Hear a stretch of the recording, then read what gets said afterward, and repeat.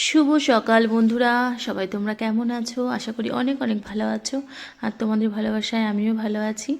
তো দেখো, সকালবেলায় একেবারে রান্নাবান্না নিয়ে হাজির হলাম। কিন্তু এটা কিন্তু দুদিন আগের ভিডিও, কেউ মনে করো না যেটা আজকের ভিডিও। এটা দুদিন আগের ভিডিও, কিন্তু আমার ভয়েস ওভার দেওয়া হয়নি বলে আমি ভিডিওটা পোস্ট করতে পারিনি। তো আজকে পোস্ট করছি। তো দেখো, সেদিন রান্না করেছিলাম ছোলা দিয়ে আর একটা ঘন্ট, ছোলা দিয়ে আর বড়ি দিয়ে আর পালং শাক দিয়ে একটা ঘন্ট।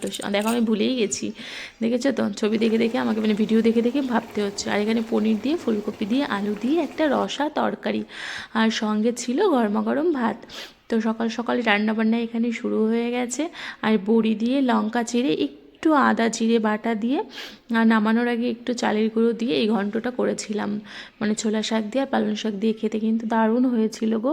আর এটা ভীষণ ভালো লাগে শীতকালে না। এই শাকটা আমার অনেক পছন্দের। আর আমার থেকে বেশি পছন্দের হচ্ছে তোমাদের দাদাভাইয়ের আর আমার শ্বশুরমশাইয়ের। তো এই শাকটা ওরা খুব পছন্দ করে, তার জন্য আমাদের মাঝে মাঝে এই রান্নাটা করতে হয়। তো সকাল সকাল রান্নাবান্না করে না এক জায়গায় যাবো, তার জন্য এত প্রস্তুতি। আর এই যে দেখো, তোমাদের দাদাভাই ছেলে মেয়েকে স্কুলে দিতে যাওয়ার জন্য বাইকটা যেই বের করেছে, কিছুতেই স্টার্ট হচ্ছে না। 5 মিনিট 10 মিনিট হয়ে যাচ্ছে, কিন্তু বাইক তো স্টার্ট নিচ্ছেই না। ছেলে মেয়েও টেনশনে পড়ে গেছে যে কী করে স্কুলে যাব, পরীক্ষা আছে আজকে দুজনের, তাহলে পরীক্ষাটা অফ হয়ে যাবে না তো, সে কি টেনশন। তারপরে অনেক কষ্ট করে না বাইকটা স্টার্ট নিল, আর ছেলে মেয়ে পরীক্ষা দিতে যাচ্ছে। আর অনেকে না আমার এই একটা ভিডিও শেয়ার করেছিলাম, তো সেখানে এত এত মানে সবাই জিজ্ঞাসা করেছে যে দিদিভাই বাইকটা স্টার্ট নিয়েছিল তো, তো তোমার ছেলে মেয়ে স্কুলে গিয়েছিল তো শেষ পর্যন্ত। তো আমার খুব ভালো লেগেছে যে তোমরা আমাদের ভিডিও দেখো এবং এত এত ভালোবাসা দাও। তো তোমাদের অনেক অনেক অনেক ধন্যবাদ। তো দেখো, ছেলে মেয়ে তো চলে গেল স্কুলে, আর আমার রান্নাও হয়ে গেছে। আজকে তোমাদের দাদাভাইয়ের সঙ্গে না আমার একটা প্ল্যানিংই ছিল যে আজকে আমি কয়েকটা ভিডিও বানাবো। অনেক দিন না বাইরে ভিডিও বানাইনি, হয় বাড়ির ঘরের ভেতর, নয়তো বা ছাদে। ভিডিও করতে করতে আর ভালো লাগছে না, মনে হচ্ছে একটু বাইরে অন্য কোথাও যাই। সবাই কত কত জায়গায় যায় ভিডিও করতে, আমারও খুব ইচ্ছে করে, কিন্তু সব কিছু ম্যানেজ করে না সময় একদম বের করতে পারি না। ভাবি আজকে যাব যাব, সকাল থেকে হুটোপাটা করে কাজ করি। তো তারপরে কাজ করার পর যখন বিকেল হয় না, তখন আর যেতে ইচ্ছা করে না। আর শীতকালের বেলা তো খুব ছোট, 4টে বাজতে বাজতেই মনে হয় যেন অন্ধকার হয়ে যায়। আর তারপরে ছেলেমেয়ের চলছে পরীক্ষা। তো অনেক দিন কোথাও ভিডিও বানাইনি। এই কথাটা যেই বলেছি, আর কর্তামশাই বলল আজকে তুমি একটু হালকা পাতলা রেডি হয়ে নেবে, আমি তোমাকে দুপুরে নিয়ে যাব, কয়েকটা ভিডিও করে তারপর ছেলেকে নিয়ে বাড়ি চলে আসবো। কারণ ওর আজকে তাড়াতাড়ি ছুটি হবে আর মেয়ের একটু লেট হবে, তো মেয়ে গাড়িতে চলে আসবে।